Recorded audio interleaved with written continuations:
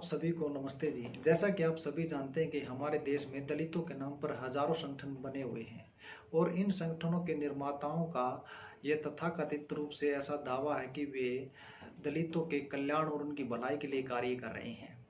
यदि हम ईमानदारी से इन सभी संगठनों का विश्लेषण करें, क्या ये संगठन जमीनी स्तर पर दलितों की भलाई के लिए कार्य कर रहे हैं? क्या वे इनकी जो मूल समस्या है उसके निराकरण के लिए कोई प्रयास कर रहे हैं? तो हम पाएंगे कि वे ऐसा बिल्कुल नहीं कर रहे हैं। वे केवल अपने व्यक्तिगत स्वार्थ और अपने राजनीतिक उद्देश्य के लिए हमारे दलित बहनों को, भाइयों को धरना, रैली, प्रदर्शन, जुलूस आदि में इनका इस्तेमाल कर रहे हैं। और दूसरी तरफ हमारे जो पढ़े लिखे युवा हैं, उनके अंदर सामाजिक द्वेष की भावना पैदा करने के लिए उन्हें मिलावटी और दूषित साहित्य पढ़ाया जा रहा है और इसी कारण से हमारा जो दलित युवा है उसके अंदर सामाजिक घृणा, अलगाव और टकराव की स्थिति पैदा हो रही है। इन सब परिस्थितियों को देखते हुए हमारे विद्वानों ने राष्ट्रीय दलितोद्धारणी सभा का गठन किया गया है। इस सभा का मुख्य उद्देश्य एक अच्छे समाज का निर्माण करना है।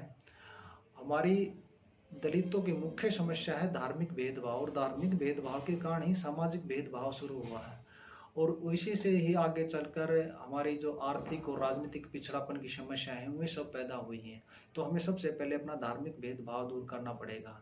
इसके लिए हम अपने दलित भाई बहनों को विद्या से युक्त करेंगे, उन्हें ऐसे सिद्धांत देंगे जिनसे उनका आत्मिक विकास हो। उनका जब आत्मिक विकास होगा तो ये धार्मिक भेदभाव भी दूर होगा और उनमें एक वैचारिक एकता है उसका संचार होगा और जिससे वे संगठित होंगे और संगठित होकर हम अपने जो बड़ी समस्याएं हैं, बड़े लक्ष्य हैं, उनके ऊपर हम कार्य कर पाएंगे।